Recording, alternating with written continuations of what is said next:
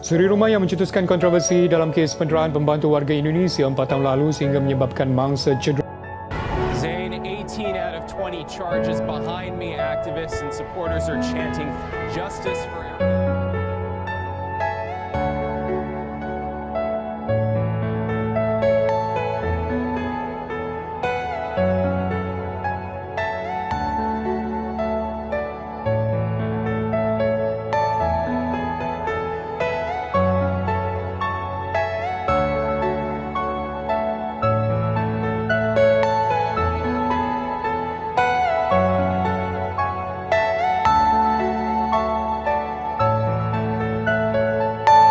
Are you all my personal dreams?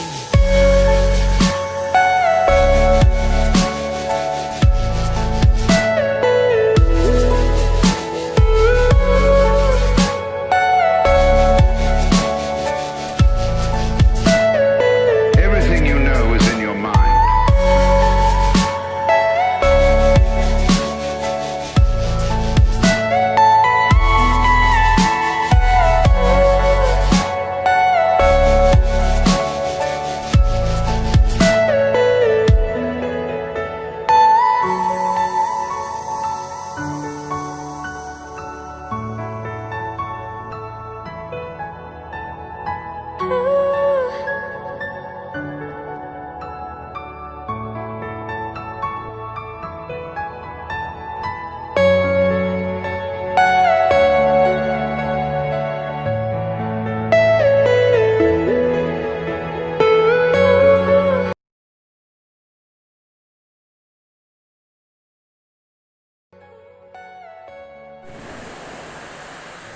Assalamualaikum warahmatullahi wabarakatuh.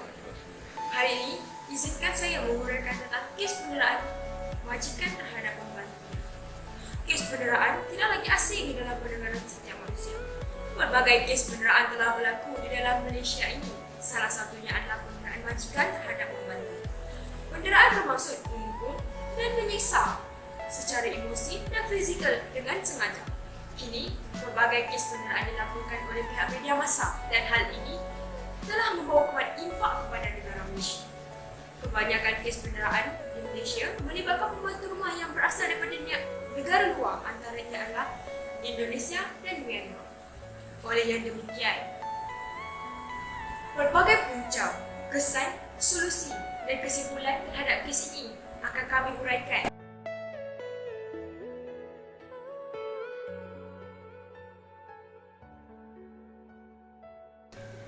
Assalamualaikum warahmatullahi wabarakatuh. Nama saya Nur Syarina binti Muhammad Khairul, S60053, akan menerangkan punca-punca kenapa pembantu rumah sering didera oleh majikannya.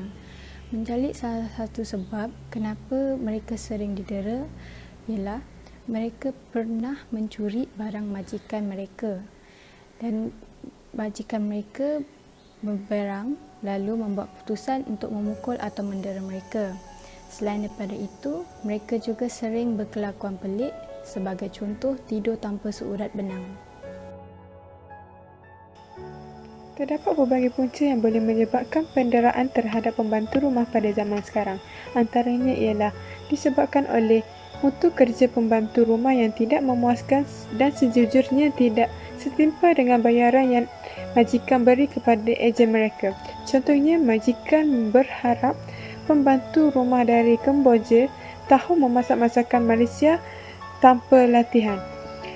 Kemungkinan dan harapan yang tinggi oleh majikan akan membuatkan mereka kecewa serta akan menimbulkan rasa marah kerana tak berbaloi dengan bayaran yang diberikan. Dengan perkara ini, hubungan majikan dan pembantu rumah akan menjadi seperti hamba dan akan membawa ke arah penderaan pembantu rumah. Seterusnya, melakukan kesilapan berterusan juga merupakan punca kepada berlakunya penderaan terhadap pembantu rumah, di mana akibat terlalu kerap melakukan kesilapan menyebabkan tidak puasan hati majikan terhadap pembantu rumah, dan seterusnya berlakulah penderaan, di mana kesabaran kita sebagai manusia juga mempunyai hadnya dan setiap manusia tidak lari daripada melakukan kesilapan. Oleh itu, jika diulangi juga, majikan mana yang boleh bersabar? Terus sebeginilah yang merupakan salah satu punca penderaan terjadi di kalangan pembantu rumah yang degil. Sikap majikan yang memendam masalah dan sesuatu perkara sehingga tidak dapat ditanggung lagi dan melepaskan kemarahan mereka terhadap pembantu rumah merupakan salah satu punca dan juga faktor di mana kes-kes pembantu rumah didera dengan kejam. Sebagai contoh, Siti Hajar. Siti Hajar telah didera menggunakan pisau dan juga tukul. Bukan itu sahaja, Siti Hajar juga telah dituduh ingin mencabul anak majikannya sendiri sehingga dijadikan alasan bagi majikan untuk mendera Siti Hajar. Seterusnya, punca berlakunya kes penderaan ini disebabkan oleh sikap orang gaji itu sendiri yang pengotor, menyebabkan majikan kurang sabar dan mengambil tindakan yang tidak sewajarnya. Sebagai contoh, majikan Nirmala yang mendera Nirmala disebabkan oleh Nirmala seorang yang pengotor dan walaupun sudah ditegur oleh majikannya, tetapi majikannya mengatakan bahawa Nirmala tetap melakukan perkara yang sama. Hal ini menyebabkan majikannya kurang sabar dan melakukan penderaan.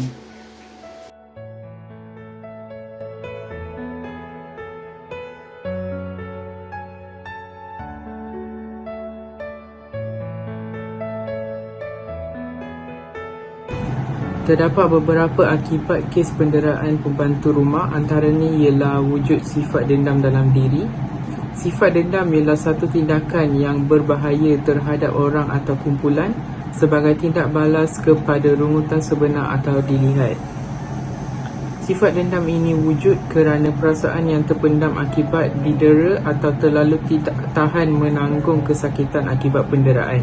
Malah, sifat ini wujud dalam diri mangsa bagi meluahkan perasaan yang terpendam akibat penderaan sama ada dari segi fizikal ataupun mental. Akibat yang kedua ialah mangsa yang didera akan mengalami kehilangan kerja dan menanggung pengangguran untuk jangka masa yang panjang. Hal ini kerana majikan pekerjaan akan menolak mangsa untuk menjaga nama baik majikannya. Selain itu, disebabkan mangsa mengalami kecederaan pada tubuhnya yang akan mengganggu pandangan pelanggan, mereka juga akan menolak pekerjaan yang lain. Perkara ini tidak langsungnya akan mengakibatkan kemerosotan pendapatan kepada mangsa.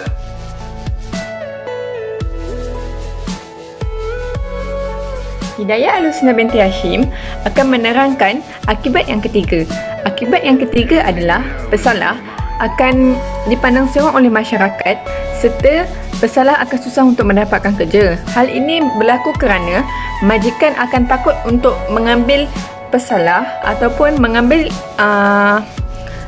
yang tertuduh untuk mengambil bekerja kerana akibat daripada peristiwa itu. Maka ini akan memberi impak ataupun memberi kesan kepada pesalah untuk meneruskan kehidupannya. Sekian itu sahaja. Akibat daripada kes penderaan ini malamnya adalah tekanan emosi dan kecederaan fizikal yang berlebihan. Kecederaan fizikal yang dikenakan adalah di bahagian kedua paru darahnya, bahagian belakang, perut, lengan, kepala, muka, mulut serta hidung. Kejadian dijelaskan lagi dengan mengatakan bahawa majikannya meletakkan setrika panas di kedua paru darahnya dan bahagian belakang. Selain itu, akibat daripada tindakan majikan tersebut, Nirmala mulai terpaksa mengalami tekanan emosi kerana menanggung malu apabila bahagian sulitnya terpaksa dipaparkan kepada umum, termasuk kepada jurugambar, mahkamah dan sebagainya. Akibat penderaan fizikal yang kelima adalah mangsa akan bersikap hyperaktif, agresif, panas baran dan juga mudah terangsang dengan perbuatan ganas ataupun kasar. Hal ini kerana mereka membesar dalam persekitaran yang negatif ataupun mereka juga berada dalam persekitaran tersebut. Mungkin juga mereka menjadi salah seorang mangsa penderaan. Seperti yang kita tahu, persekitaran juga mempengaruhi ataupun mencorakkan pembentukan peribadi mereka. Ianya juga tidak mustahil jika mereka juga menjadi salah seorang pendera kerana dendam yang telah lama mereka pendam.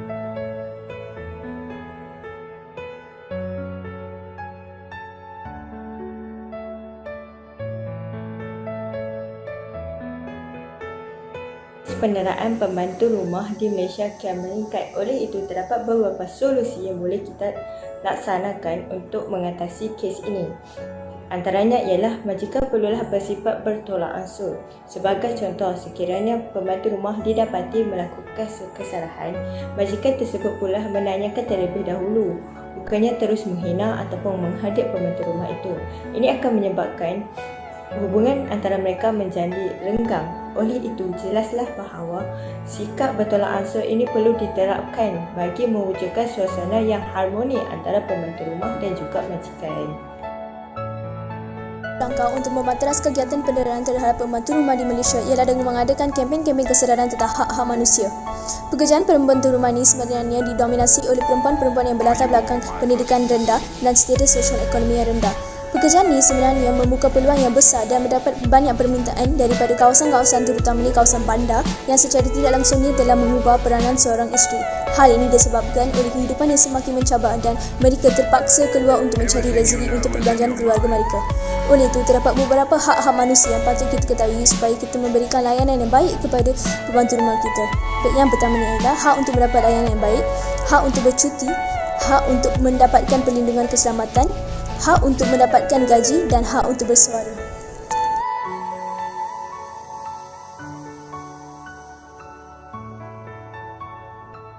Seterusnya, solusi yang wajar diambil selain daripada yang dinyatakan oleh rakan-rakan saya seperti tadi adalah dengan mewajibkan pihak majikan memberikan perlindungan insurans kepada pembantu rumah. Hal ini perlu dilakukan sebelum pembantu rumah menjalankan perkhidmatan mereka ataupun menjalankan tanggungjawab mereka sebagai pembantu rumah. Tindakan memberikan insurans kepada pembantu rumah adalah sebagai pampasan ataupun jaminan kepada mereka di masa akan datang sekiranya berlaku masalah yang tidak diingini seperti dikira dan sebagainya. Hal ini juga tidak akan membuatkan mereka merasakan diri mereka ini tidak terjaga dan juga tidak dihargai.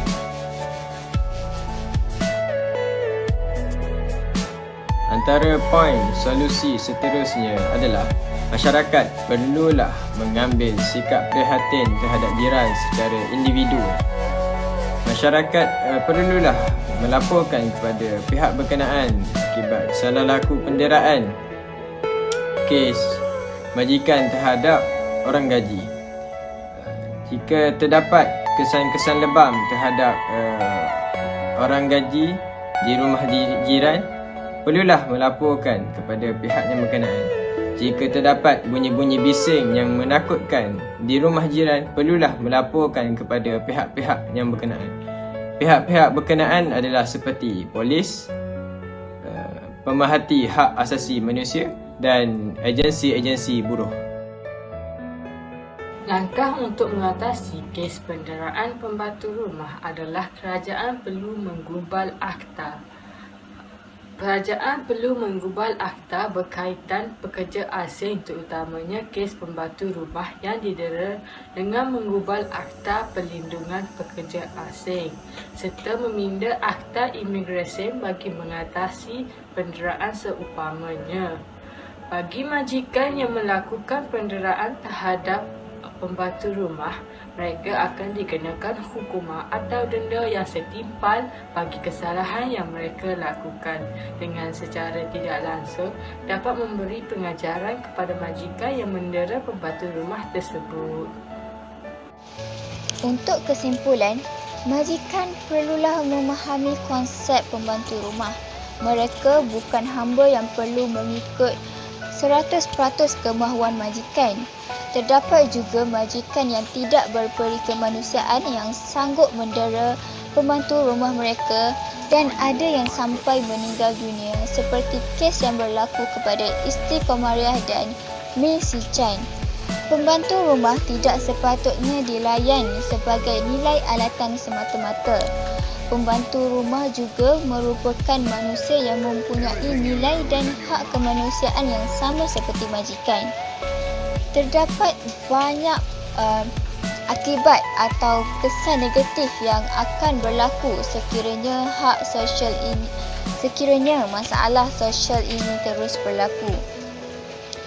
Antaranya ialah mangsa penderaan akan menjadi trauma, kehilangan kerja dan mangsa mengalami pengangguran, akan dipandang serong oleh masyarakat dan susah mendapat kerja, tekanan emosi dan kecederaan fizikal yang berlebihan serta mangsa akan menjadi hyperaktif, agresif, panas baran dan mudah terangsang untuk menjadi ganas.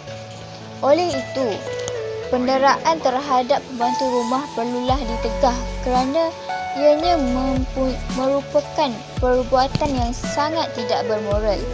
Sekiranya masalah penderaan terhadap pembantu rumah tidak diatasi dengan segera, keselamatan dan nama baik negara akan terancam kerana ia membabitkan isu luar negara.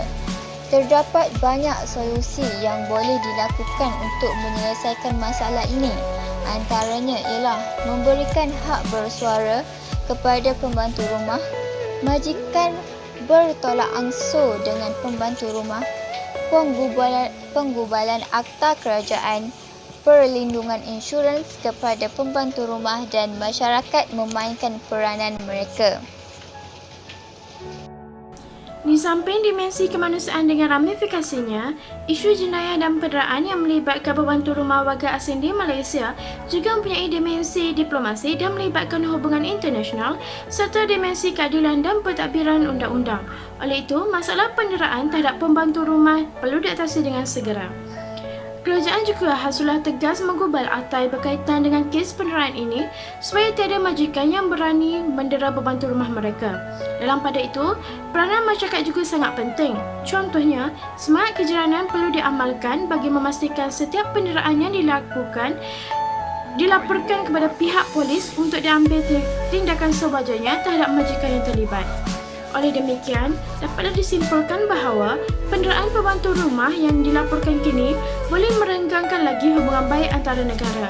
Pihak yang bertanggungjawab bagi semua negara perlu mengkaji serta mewujudkan akta perlindungan pekerja asing di negara masing-masing supaya masalah penderaan ini dapat diatasi. Akhir kata, kita haruslah melindungi pembantu rumah dan perlu lebih berhati-hati kerana pembantu rumah juga manusia seperti kita. Seharusnya, kita menghormati mereka kerana mereka banyak membantu dan meringankan kerja kita di rumah. Jadi, mengapa mereka perlu didera?